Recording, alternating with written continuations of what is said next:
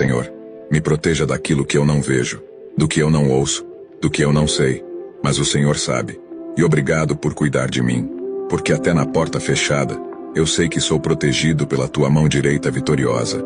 E mesmo eu não merecendo, e não sendo digno do seu cuidado, eu sei que a sua graça e a sua proteção têm me acompanhado. Mesmo em meio às dificuldades, em meio às batalhas, eu sei que és comigo, e que posso confiar em ti. Sei que se não fosse a tua mão sobre minha vida, batalhas já teriam me parado, pois tu tens me dado forças, tu tens me livrado do mal e tirado dos meus caminhos aqueles que desejam o meu pior. Que sua proteção me acompanhe de dia e de noite, pois sei que o meu amanhã só pertence a ti. Que meus dias possam ser cheios da sua paz, e minha vida repleta da sua luz. Não me desampares, nem afaste de mim os seus olhos. Que a minha vida possa estar sempre na palma de tuas mãos.